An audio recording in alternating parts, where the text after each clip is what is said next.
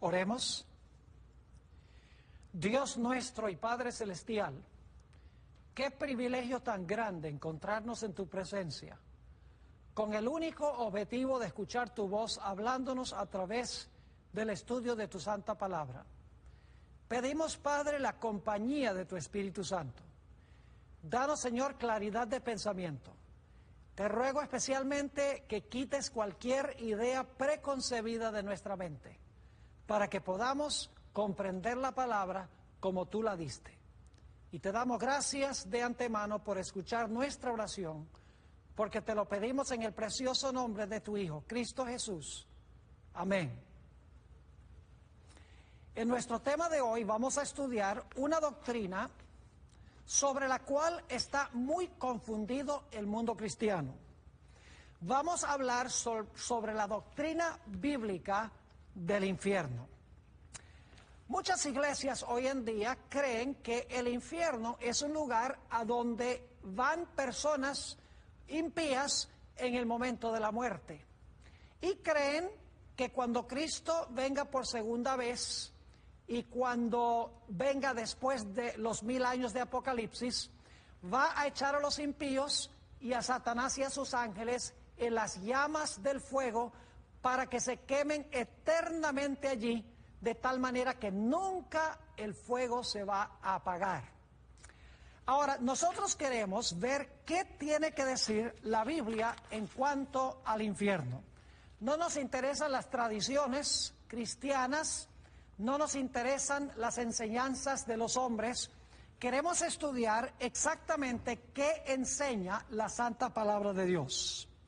Ahora, hay varios textos problemáticos o textos difíciles de entender en la Sagrada Escritura que hablan en cuanto al infierno y que dan la impresión de que el infierno es un lugar a donde Dios va a echar a los pecadores y a donde se van a estar quemando por los siglos de la eternidad. Quiero comenzar leyendo estos textos problemáticos y luego vamos a buscar la solución a estos textos. El primero de estos versículos lo encontramos en el Evangelio según San Mateo, el capítulo 25 y el versículo 41. Allí se habla del gran día del juicio. Jesús está sentado en un trono blanco, pone los cabritos a su lado izquierdo, porque ellos son los perdidos, y luego nos dice en Mateo 25, 41 lo siguiente: entonces dirá Jesús también a los de la izquierda: apartaos de mí, malditos, al fuego eterno preparado para el diablo y sus ángeles. Este texto aparentemente dice que el diablo y sus ángeles van a ser echados al fuego eterno, es decir, a un fuego que nunca se va a apagar. Por lo tanto, algunas personas dicen, ven, los impíos, Satanás y sus ángeles van a ser echados en las llamas y se van a estar retorciendo y van a estar sufriendo por la eternidad allí. Otro texto que la gente usa para basar la idea de que los impíos se van a quemar eternamente o van a ser castigados por los siglos de la eternidad es Mateo 25, 46, solo unos 5 versículos más abajo del que leímos, donde dice en cuanto a los cabritos, los que Jesús puso al lado izquierdo, lo siguiente: e irán estos al castigo eterno y los justos a la vida eterna.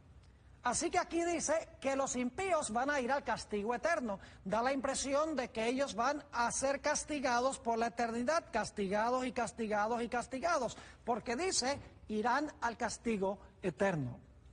Otro texto problemático es el que encontramos en Segunda de Tesalonicenses, el capítulo 1 y el versículo 6 hasta el versículo 9.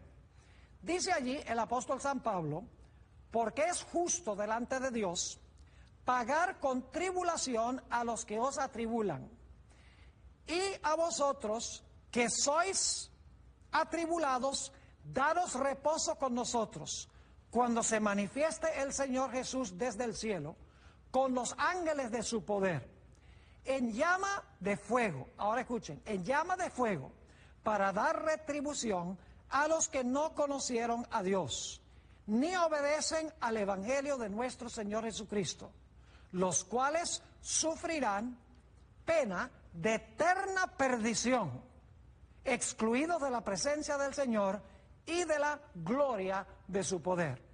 Nuevamente aquí dice que Jesús vendrá en llama de fuego y los impíos sufrirán eterna perdición, el castigo de eterna perdición.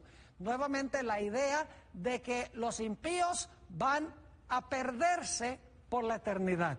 Así que tenemos estas expresiones, fuego eterno, castigo eterno, perdición eterna, que dan la impresión de que Satanás y sus ángeles y los impíos van a sufrir para siempre. Otro pasaje es el que encontramos en Marcos 9, y vamos a leer solamente los versículos 43 y 44. En realidad todo el pasaje nos lleva hasta el versículo 48, pero como hay mucha repetición, solamente vamos a leer los versículos 43 y 44. Dice allí, y está hablando Jesús: si tu mano te fuere ocasión de caer, córtala. Mejor te es entrar en la vida manco que teniendo dos manos ir al infierno, al fuego que no puede ser apagado. Escuchen bien, al fuego que no puede ser apagado, donde el gusano de ellos no muere y el fuego nunca se apagará. Ahora, debo decirles algo en cuanto a esta traducción.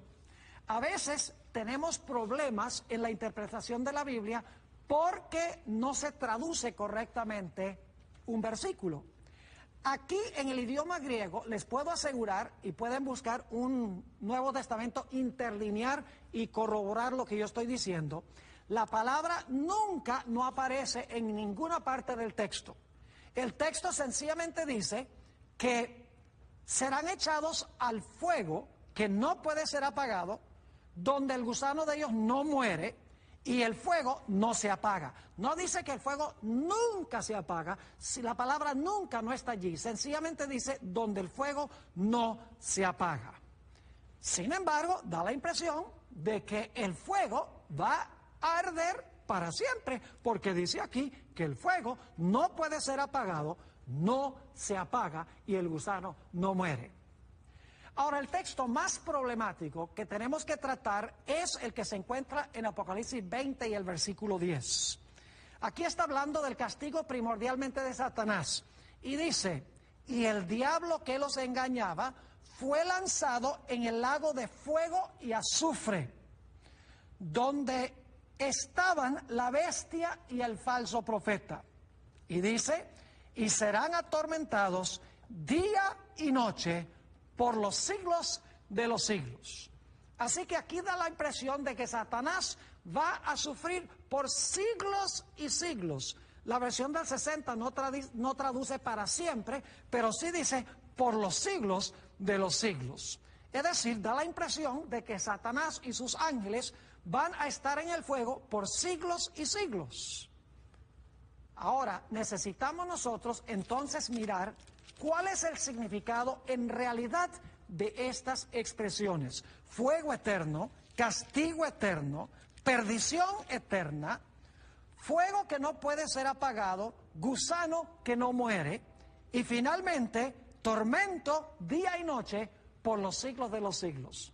¿Qué significan estas expresiones?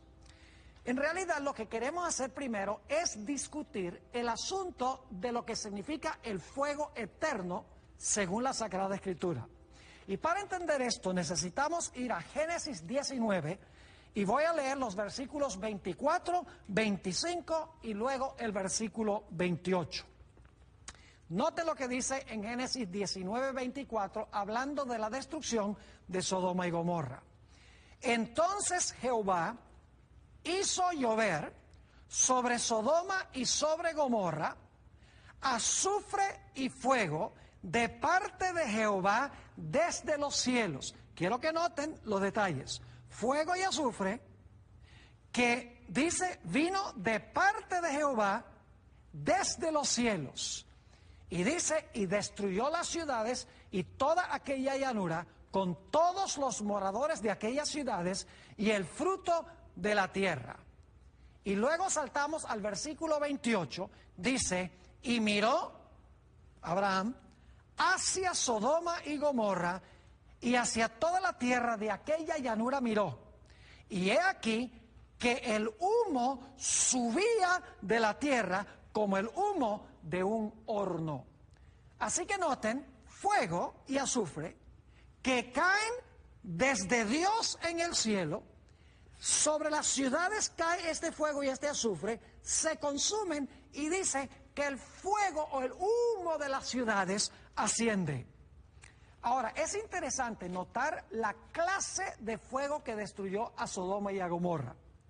Judas, el versículo 7, nos dice algo muy interesante en cuanto al fuego que destruyó las ciudades.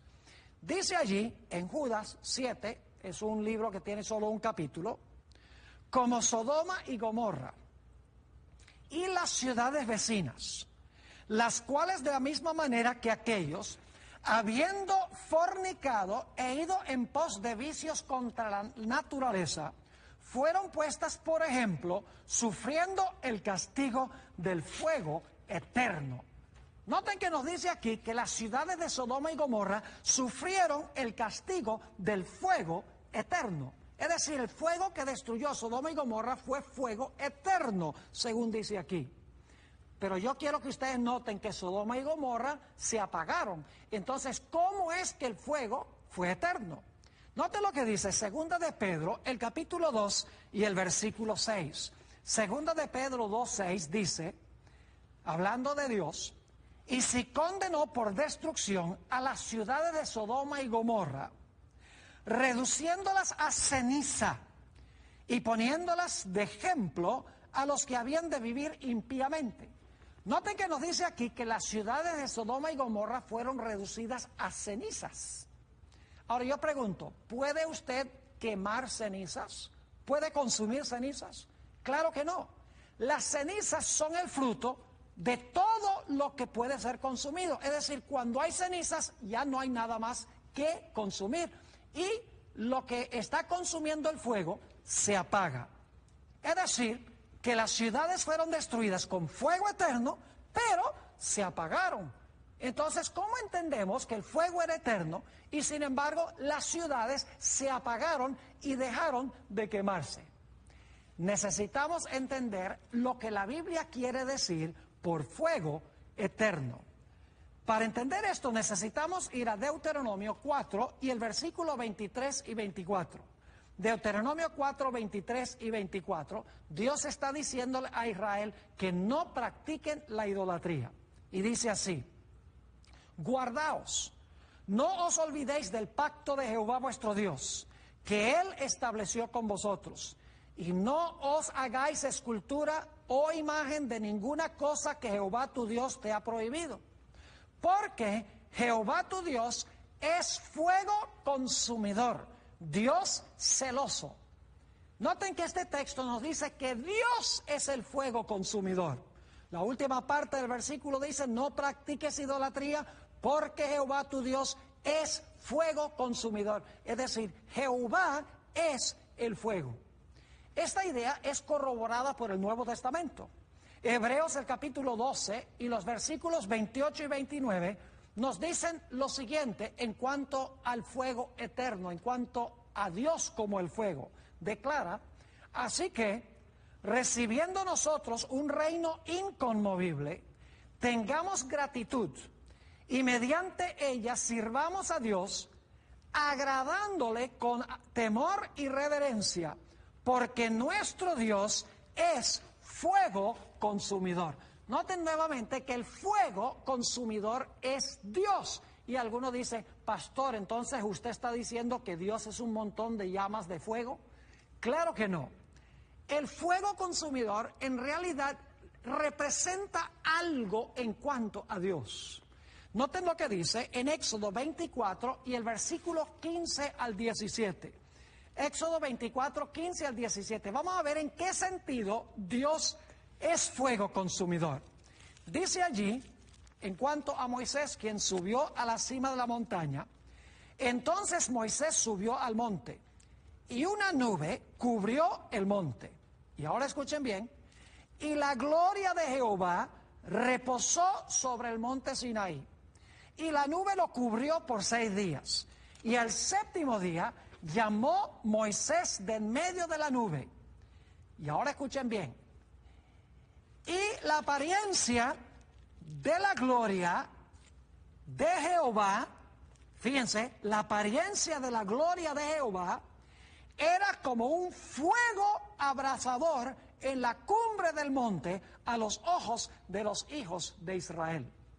Fíjense aquí que nos dice que la gloria de Jehová era como un fuego abrasador. Es decir, el fuego consumidor es la gloria de Jehová. Está rodeado de una luz gloriosa que no puede existir en la presencia del pecado. Un ejemplo de esto lo hallamos en Apocalipsis 15 y el versículo 2, a donde se describe un mar de vidrio que está como entremezclado con fuego. En realidad, este mar de vidrio se encuentra al pie del trono de Dios. Quiero leer ese versículo, Apocalipsis 15, 2. Dice, vi también como un mar de vidrio mezclado con fuego. Y a los que habían alcanzado la victoria sobre la bestia y su imagen y su marca y el número de su nombre, en pie sobre el mar de vidrio con las arpas de Dios. ¿Por qué razón se dice que el mar de vidrio parece mezclado con fuego? La razón es muy sencilla, mis queridos amigos. El trono de Dios está por encima de ese mar cristalino. Y cuando la gloria de Dios se refleja en ese mar cristalino como el vidrio, el mar parece como si estuviera revuelto con fuego por la gloria de Dios que se refleja allí. Ahora, a la luz de lo que hemos estudiado, podemos entender un poco mejor lo que significa la expresión fuego eterno, castigo eterno y destrucción eterna. Fuego eterno significa que Dios es el fuego consumidor, la gloria de Dios es el fuego consumidor, y como Dios es eterno, la gloria de Dios es eterna, Dios es fuego consumidor eterno. Pero noten que no son los que son destruidos eternos, sino que el fuego que los consume es eterno, la gloria de Dios es eterna. ¿Qué diríamos de la expresión castigo eterno? Mis amigos, no quiere decir esto que los impíos van a ser castigados y castigados y castigados y torturados por la eternidad. Sencillamente significa que serán destruidos y quedarán destruidos para siempre. Es decir, su castigo durará para siempre porque nunca resucitarán. ¿Y qué significa destrucción eterna? Sencillamente significa que serán destruidos y dejarán de existir de una vez por todas. Su destrucción será eterna, no en proceso, sino en resultado. Y alguno dirá, pero Pastor Bor, ¿qué significa la expresión el fuego que no se puede apagar? Notemos un ejemplo que tenemos en la Biblia, además del que leímos en San Marcos, el capítulo 9, en Mateo 3 y el versículo 12, hablando de Juan el Bautista en cuanto a la venida del Mesías, dice lo siguiente: su aventador está en su mano y limpiará su era y recogerá su trigo en el granero que representa a los justos y quemará la paja en fuego que nunca se apagará. En realidad la palabra nunca no aparece allí. La palabra griega es asbestos. Es decir, es un fuego que no se puede extinguir, es un fuego que no se puede apagar. No dice que la paja nunca se apagará, no dice que los impíos nunca se apagarán, dice que el fuego nunca se apagará. Dicho sea de paso, hay varios ejemplos de ese tipo de fuego que destruye completamente aquello que está consumiendo. Por ejemplo, algunos de ustedes recordarán la experiencia de los davidianos en Waco, Texas, cuando se incendió el complejo donde ellos vivían. Había un ventarrón de más de 20 millas por hora, más de 30 kilómetros por hora. Era un fuego que ningún departamento de bomberos podía apagar. Es decir, era fuego que no se podía apagar. No significa que no se apagaron esos edificios finalmente cuando fueron reducidos a cenizas. También podríamos pensar de los edificios de la Iglesia Adventista alrededor del año 1900. Varios edificios se quemaron, entre ellos la imprenta y el sanatorio y la iglesia de Battle Creek, porque Dios estaba tratando de indicarle a la Iglesia Adventista de que se esparciera por diferentes sitios y que no se centralizara solamente allí en Battle Creek. Pero es interesante que cuando se quemó el sanatorio, el jefe de los bomberos dijo esto: estos incendios adventistas son raros, pues el agua funciona más como gasolina que agua. Es decir, que el departamento de bomberos no podía apagar esos fuegos, era fuego inapagable. ¿Saben ustedes que Eusebio, el gran historiador cristiano, mencionó a 3 individuos que fueron martirizados por su fe? Se llamaban Cronio, Juliano y Alejandro. Y dice Eusebio que estos hombres fueron quemados con fuego asbesto, es decir, con fuego que no se podía apagar. Ahora, ¿significa que nunca se apagaron estos mártires? Lógico, una vez que se consumieron y fueron reducidos a ceniza, se apagaron. Además de eso, necesitamos entender que si Dios es el fuego consume a los impíos, consume a Satanás y a sus ángeles, pero el fuego sigue existiendo porque el fuego es la gloria de Dios. Dios es el fuego consumidor. Lo que el fuego consume se apaga, pero el fuego en sí sigue porque el fuego es Dios y Dios es eterno. Ahora, necesitamos notar que la Biblia nos dice que los impíos serán devorados, los impíos serán destruidos. La Biblia es clara. Noten Malaquías 4 y el versículo 1 al 3. Porque he aquí, viene el día ardiente como un horno, y todos los soberbios y todos los que hacen maldad serán estopa. Mis queridos amigos, la estopa se quema muy bien. Sigue diciendo, aquel día que vendrá los abrazará.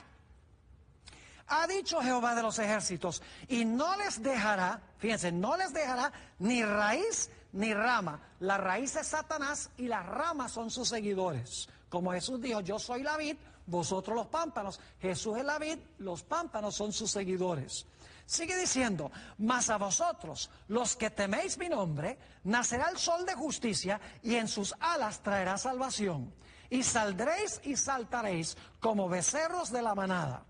Hollaréis a los malos, y ahora escuchen bien, los cuales serán ceniza bajo las plantas de vuestros pies en el día en que yo actúe, ha dicho Jehová de los ejércitos.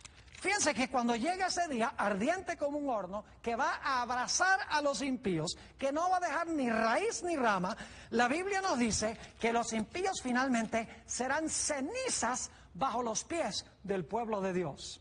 Obviamente, si los impíos son reducidos a cenizas, la raíz y las ramas son los impíos, la raíz Satanás, si son reducidos a cenizas, entonces no es posible que los impíos se estén quemando por los siglos de la eternidad. Noten también lo que dice Apocalipsis 20 y el versículo 9, hablando de la destrucción de los impíos. Dice, y subieron sobre la anchura de la tierra, y rodearon el campamento de los santos y la ciudad amada. Esto es después del milenio, los impíos rodean la ciudad. Y dice, y de Dios descendió fuego del cielo y los consumió. ¿Saben que esa palabra consumió se usa para gente que come? Dice, me consumí esa comida. Consumir significa que una vez que se consume no queda absolutamente nada. Dicho sea de paso, esa palabra los consumió a los impíos. Se usa en Mateo 13 y el versículo 4 para hablar de las aves en la parábola del sembrador que venían y tomaban las semillas que caían al lado del camino y las consumían o las devoraban. Noten Mateo 13 y el versículo 4. Y mientras sembraba, parte de la semilla cayó junto al camino y vinieron las aves y la comieron, o una mejor traducción sería, la devoraron. Noten Apocalipsis 21 y el versículo 8, hablando de la destrucción final de los impíos. Dice, pero los cobardes e incrédulos, los abominables y homicidas, los fornicarios y hechiceros, los idólatras y todos los mentirosos, tendrán su parte en el lago que arde con fuego y azufre, que es la muerte segunda. Fíjense que los impíos sufrirán en el fuego y el azufre la muerte segunda. Como hemos visto, la muerte primera lleva al individuo a no saber absolutamente nada, queda inconsciente. Pero, como hemos visto, los justos quedan grabados en los libros de Dios, en el libro de Dios, y entonces Él les va a devolver una vez más su carácter cuando los resucite de los muertos. Pero los impíos no van a disfrutar de la misma suerte que los justos, porque los impíos van a ser borrados del libro de la vida, y ellos sufrirán muerte segunda, que es la muerte de la cual nunca habrá una resurrección. Es decir, dormirán un sueño perpetuo y no despertarán.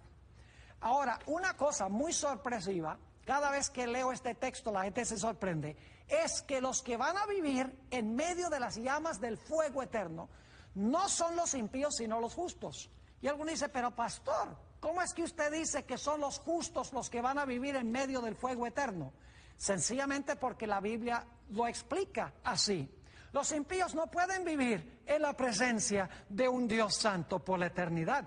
No pueden vivir en la presencia de Dios, que es un fuego consumidor, porque ese fuego los consume, los devora, los destruye, dejan de existir, sufren la muerte segunda. Pero los justos, que tienen el carácter de Dios, podrán vivir en la presencia de Dios, quien es fuego consumidor, y no ser destruidos. Noten Isaías 33, 14 y 15. Los pecadores se asombraron en Sión. Espanto sobrecogió a los hipócritas.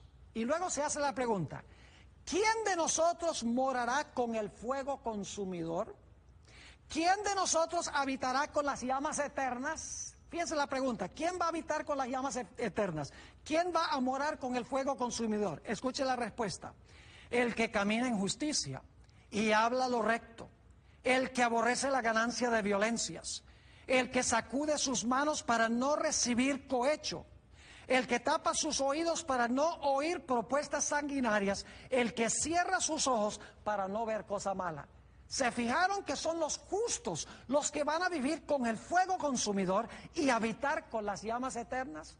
Porque los impíos no podrían subsistir. El fuego los consumiría. Ahora saben que el fuego común y corriente necesita combustible para reabastecerse, pero Dios no necesita algo que consumir para abastecerse. Es decir, Dios como fuego consumidor es autoabasteciente.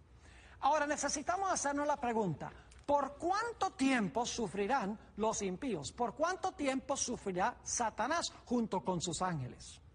Bueno, vamos a notar en primer lugar que el sufrimiento será según las obras o según la vida de la persona, el grado de pecaminosidad. Noten Lucas 12, 47 y 48. Lucas 12, 47 y 48. Hay diferentes grados de castigo. Dice, aquel siervo que conociendo la voluntad de su Señor, no se preparó, ni hizo conforme a su voluntad, recibirá muchos azotes, fíjense. Mas el que sin conocerla hizo cosas dignas de azotes, será azotado poco, porque a todo aquel a quien se haya dado mucho, mucho se le demandará, y el que mucho se le haya confiado, más se le pedirá. Es decir, hay grados de castigo dependiendo de la cantidad de luz que hemos recibido y el uso que hemos hecho de esa luz. También en Apocalipsis 20 y el versículo 13 nos explica que el castigo será conforme a las obras que se cometieron mientras vivimos en este cuerpo mortal y corruptible. Dice allí en Apocalipsis 20 y el versículo 13, y el mar entregó los muertos que había en él, y la muerte y el Hades, que es el sepulcro, ya lo hemos estudiado, y la muerte y el Hades entregaron los muertos que había en ellos y fueron juzgados cada uno según sus obras. Y fíjense que esto está hablando después del milenio. Este es el juicio solamente de los impíos. Cada uno es juzgado conforme a las obras que cometió mientras estaba vivo. Díganme ustedes, ¿ustedes creen que sería justo para Dios castigar a un pecador que no aceptó al Señor Jesucristo, pero en realidad vivió una vida bastante moral, pero sin aceptar a Jesús se condenó?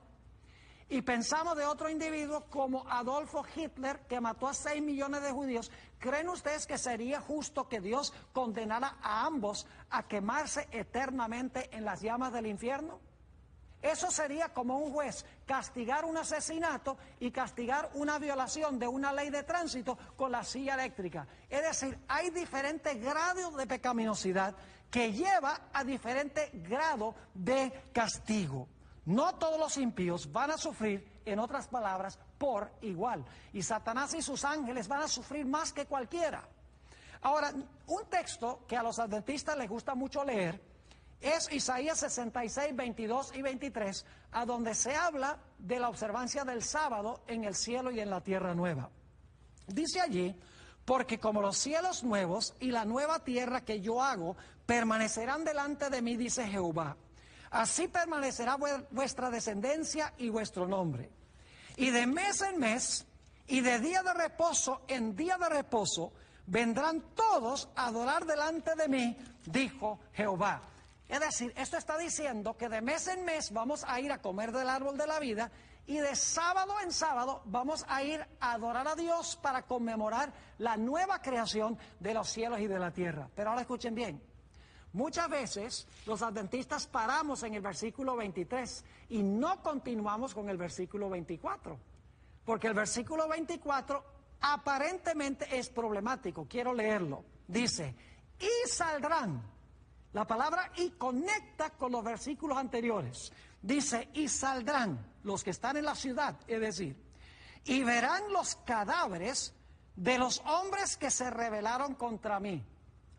Porque su gusano nunca morirá. Nuevamente el hebreo no dice su gusano nunca morirá. Sencillamente dice su gusano no muere, ni su fuego se apaga. Y serán abominables a todo hombre. Es decir, que el gusano no muere mientras hay algo que consumir. El fuego no se apaga mientras hay algo que consumir. Claro, el texto más problemático es el que encontramos en Apocalipsis 20 y el versículo 10, a donde nos dice, y el diablo que los engañaba fue lanzado en el lago de fuego y azufre, donde estaban la bestia y el falso profeta, y serán atormentados día y noche por los siglos de los siglos. Ahora, ¿qué quiere decir esto? Que Satanás será atormentado con fuego y azufre por los siglos de los siglos. ¿Será que el fuego que consume a Satanás no se va a apagar por siglos? ¿Será posible que algunos pecadores se van a quemar por un largo periodo de tiempo?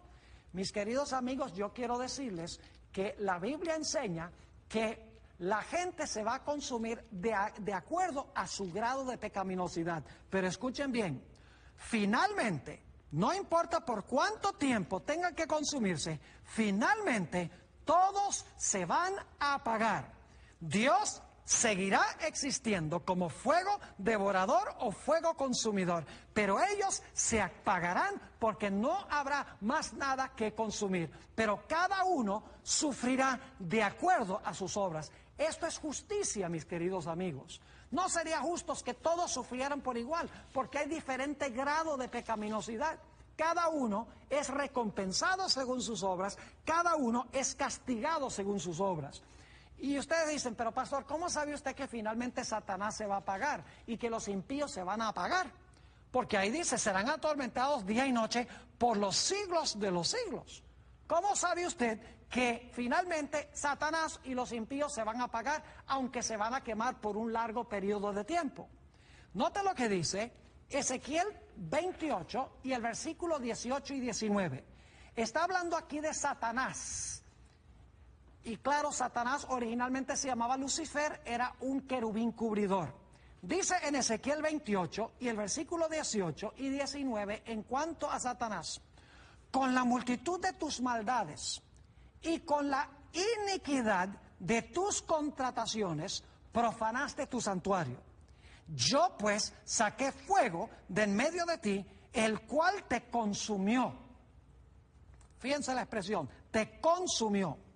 Y te puse en, ahora escuchen, en ceniza sobre la tierra a los ojos de todos los que te miran. La Biblia dice que Satanás será reducido a ceniza. Quiere decir entonces que se va a apagar. Y sigue diciendo, todos los que te conocieron de entre los pueblos se maravillarán sobre ti, espanto serás y para siempre dejarás de ser. ¿Qué significa esa expresión, dejarás de ser? Yo creo que la Biblia es clara.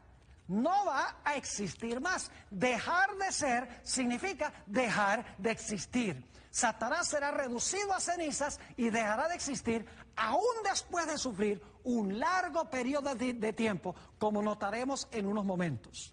Otro texto que nos dice que Satanás y los impíos se van a apagar finalmente es Malaquías 4 y el versículo 1 al 3. Porque he aquí, viene el día ardiente como un horno, y todos los soberbios y todos los que hacen maldad serán estopa. Aquel día que vendrá los abrazará, ha dicho Jehová de los ejércitos, y no les dejará ni raíz ni rama. Ahora escuchen bien, la raíz es Satanás y las ramas son sus seguidores. Como Jesús dijo, yo soy la vid y mis seguidores son los pámpanos. Sigue diciendo, mas a vosotros los que teméis mi nombre, nacerá el sol de justicia y en sus alas traerá salvación. Y saldréis y saltaréis como becerros de la manada. Hollaréis a los malos, y ahora escuchen, los cuales serán ceniza bajo las plantas de vuestros pies en el día en que yo actúe, ha dicho Jehová de los ejércitos.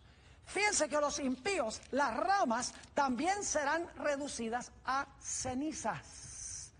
Es decir, los impíos también en algún momento se van a apagar. Satanás se va a apagar y también los impíos se van a apagar. Pero Dios, quien es el fuego abrasador, la gloria de Dios que es eterna, seguirá existiendo. Se autoabastece la gloria de Dios, el fuego que menciona la Sagrada Escritura. Aún después que se apaguen todos los impíos, Satanás y sus ángeles, Dios seguirá existiendo como el fuego consumidor y su pueblo habitará en su presencia. Ahora quiero leerles un testimonio muy interesante escrito por Elena White, porque yo estoy seguro que muchos están haciéndose la pregunta, ¿de dónde saca el pastor Bohr esta idea que Satanás va a sufrir por un largo periodo de tiempo?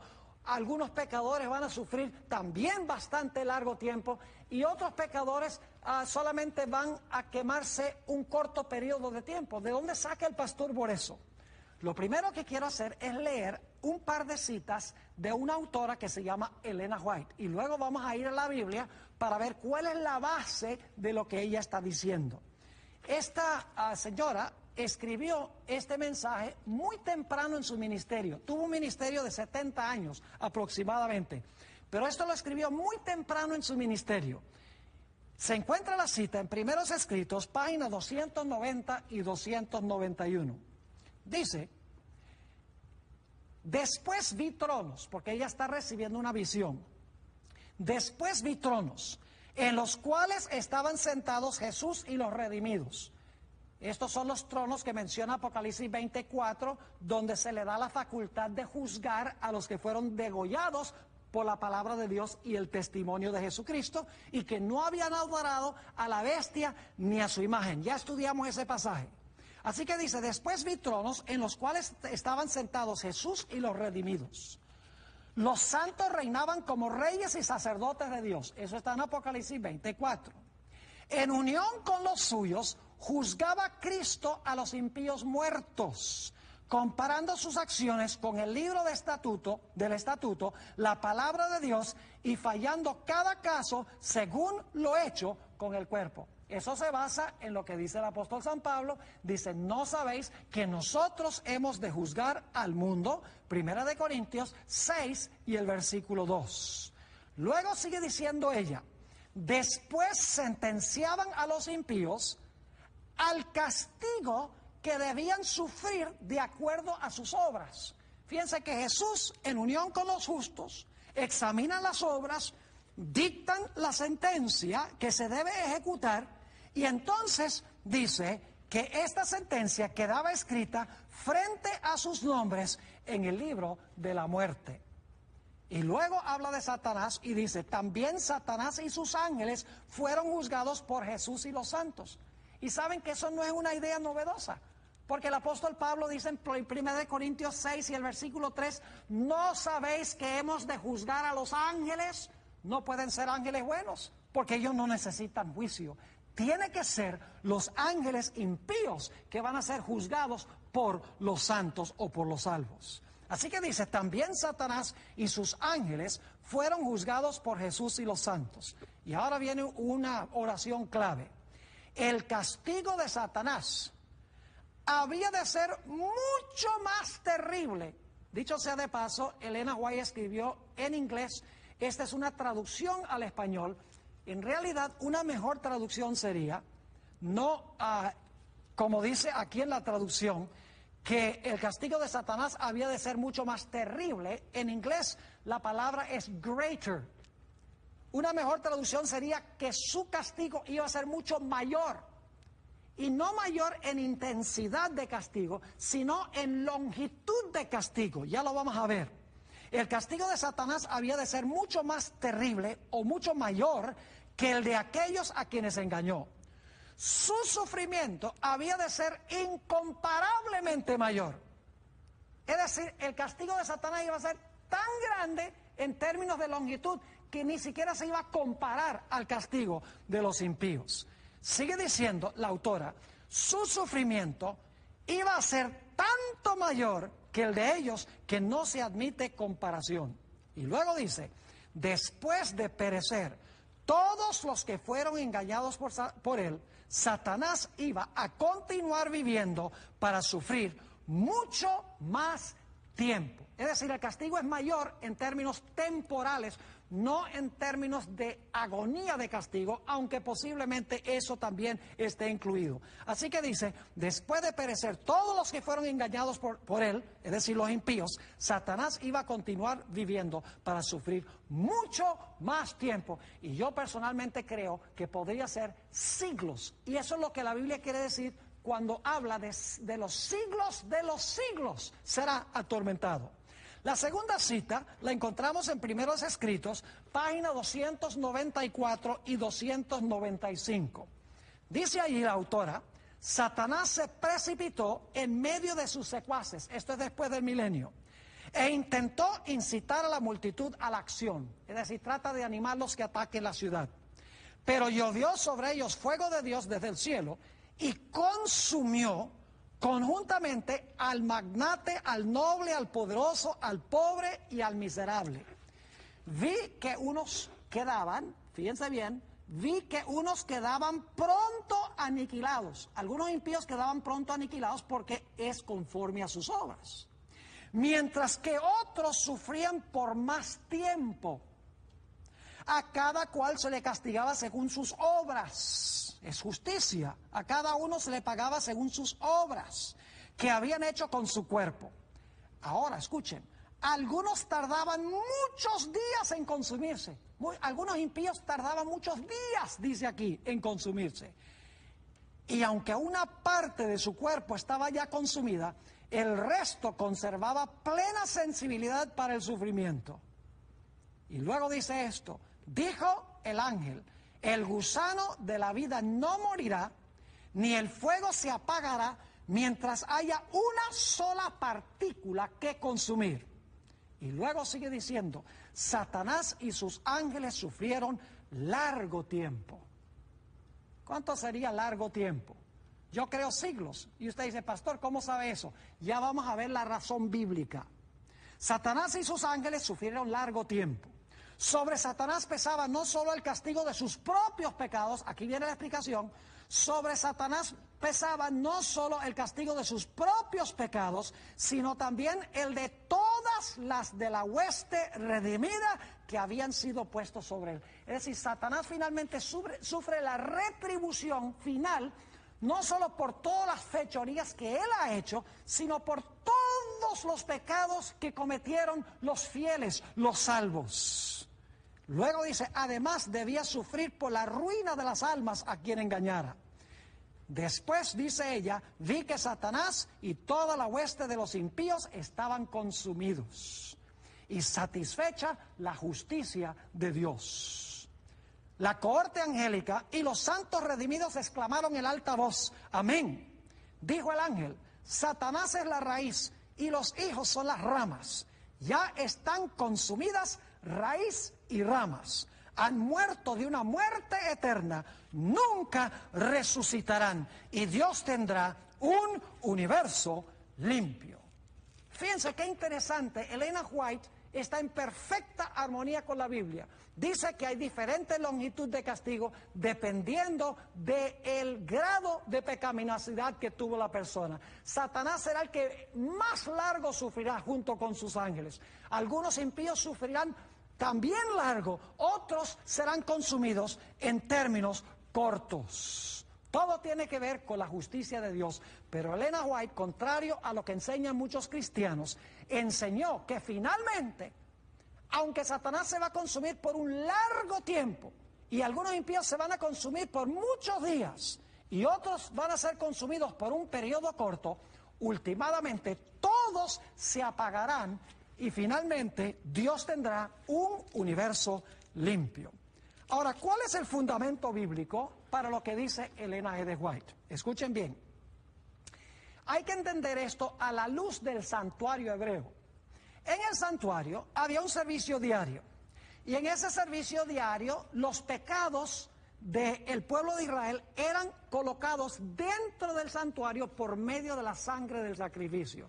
Es decir, los pecados que eran confesados por el pueblo y entraban por la sangre al santuario, quedaban registrados en el santuario, pero eran pecados perdonados que estaban en el santuario. Es decir, la gente no tenía que preocuparse porque estaban allí dentro del santuario, porque habían entrado perdonados esos pecados por medio de la sangre del sacrificio. Es decir, durante todo el año el santuario se iba llenando de pecado cubierto por la sangre de Cristo, pecados perdonados.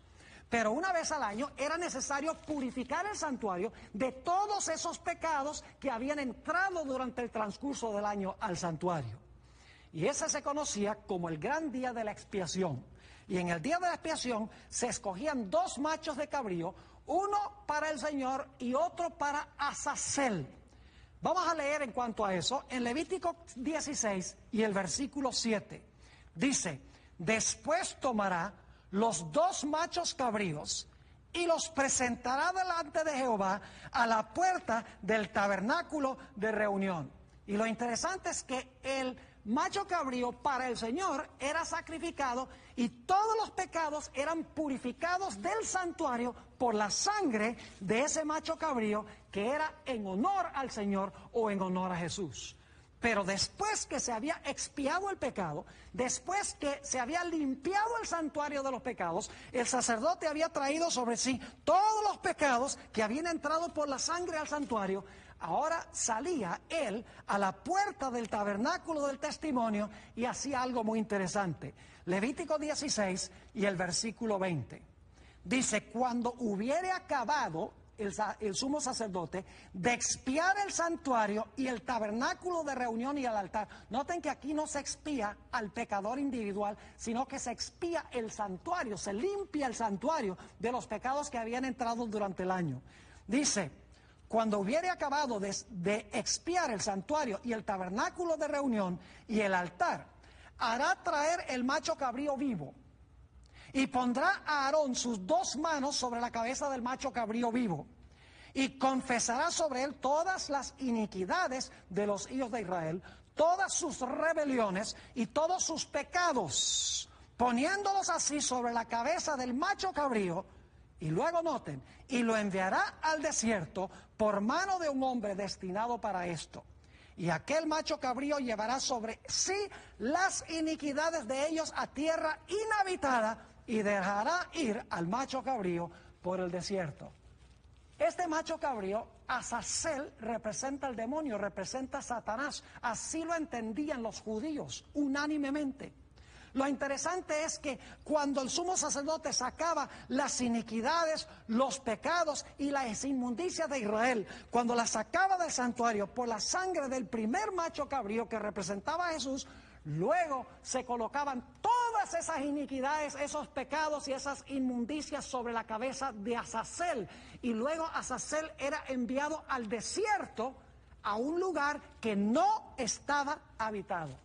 Dicho sea de paso, los únicos pecados que eran colocados, o la única responsabilidad que era colocada sobre Azazel, era por los pecados que habían entrado por la sangre del santuario. Es decir, solo los pecados que habían sido confesados y vencidos por la gracia de Cristo eran sacados del santuario y colocados sobre la cabeza de Azazel. Es decir, los únicos pecados que se colocaban sobre la cabeza de Azazel eran los pecados de los redimidos.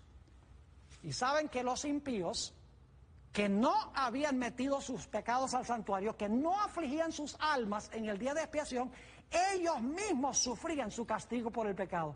Esos pecados de los impíos no eran puestos sobre Azazel. Los impíos sufrían ellos mismos por esos pecados. Noten lo que dice en Levítico, el capítulo 23 y el versículo 29 y 30 sobre esto.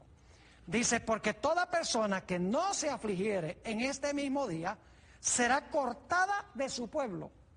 Y cualquiera persona que hiciere trabajo alguno en este día, yo destruiré a la tal persona de entre el pueblo. El que no simpatizaba con la obra de la purificación del santuario era impío y por lo tanto sufría el castigo esa persona. Esos pecados no eran colocados sobre la cabeza de Azazel. Ahora escuchen bien. Si un pecador común y corriente va a sufrir, según dijo Elena G. de White, muchos días por los pecados que ese individuo cometió, yo pregunto, ¿cuánto tiempo creen ustedes que va a sufrir Satanás llevando la retribución de todos los pecados que cometieron los redimidos, más todos los pecados que cometió él? No es irrazonable decir que si él está sufriendo la retribución final por los pecados de todos los redimidos, de todas las épocas, y además de eso está sufriendo por los pecados que él mismo cometió, no es irrazonable pensar que Satanás y sus ángeles se van a quemar por un largo periodo de tiempo. Yo creo por eso es que Apocalipsis 20:10 dice, por los siglos de los siglos. El gusano no muere y el fuego no se apaga mientras está haciendo su obra. Ahora escuchen bien, la destrucción es la obra extraña de Dios. Dios por naturaleza es creador, no es destructor. Por eso en Isaías 28 y el versículo 21 dice, porque Jehová se levantará como en el monte Perasim, como en el valle de Gabaón se enojará, para hacer su obra, su extraña obra, y para hacer su operación, su extraña operación. Es decir, la destrucción es algo extraño para Dios. La Biblia nos dice que finalmente el azufre y el fuego van a caer sobre la tierra. Es decir, el infierno va a ser en la tierra. Por eso el infierno no puede ser eterno, porque la Biblia dice que Dios va a hacer un cielo nuevo y una tierra nueva. ¿Cómo va a ser un cielo nuevo y una tierra nueva si el infierno es eterno y está ardiendo en la superficie de la tierra? Noten Apocalipsis 20 y el versículo 7 al 10. Cuando los 1000 años se cumplan, Satanás será suelto de su prisión y saldrá a engañar a las naciones que están en los 4 ángulos de la tierra, a Gog y a Magog, a fin de reunirlos para la batalla, el número de los cuales es como la arena del mar. Y subieron sobre la anchura de la tierra y rodearon el campamento de los santos y la ciudad amada. Y de Dios descendió fuego del cielo, fíjense, como Sodoma y Gomorra, y los consumió o los devoró. Y el diablo que los engañaba fue lanzado en el lago de fuego y azufre, donde estaban la bestia y el falso profeta, y serán atormentados día y noche por los siglos de los siglos. No dice para siempre, no dice eternamente, sino que dice por los siglos de los siglos. Saben que los eruditos en griego y hebreo dicen que la expresión para siempre en hebreo y en griego no significa sin fin, sino que significa un largo periodo de tiempo cuyo horizonte no se divisa a simple vista. Es decir, las palabras no significan que no habrá un fin. Y luego la Biblia nos dice que después que Dios destruya a Satanás y a sus ángeles y a los impíos, Dios va a hacer un cielo nuevo y una tierra nueva. Leamos en cuanto a eso en Apocalipsis 21 y el versículo 2 hasta el versículo 5. Dice allí: y yo, Juan, vi la santa ciudad, la nueva Jerusalén, descender del cielo de Dios, dispuesta como una esposa ataviada para su marido. Es decir, va a descender la nueva Jerusalén, esa hermosa ciudad. Y oí una gran voz del cielo que decía: he aquí el tabernáculo de Dios con los hombres, y Él morará con ellos, y ellos serán su pueblo, y Dios mismo estará con ellos como su Dios. Enjugará Dios toda lágrima de los ojos de ellos. Y ya no habrá muerte.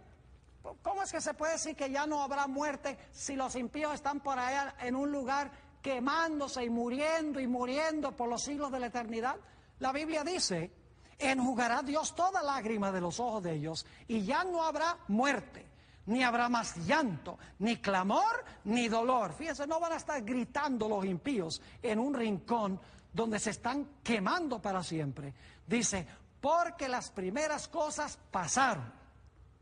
Y el que estaba sentado en el trono dijo: he aquí, yo hago nuevas todas las cosas. Y me dijo: escribe, porque estas palabras son fieles y verdaderas. Mis queridos amigos, el Espíritu Santo ahora quiere, como fuego espiritual, consumir el pecado en tu vida.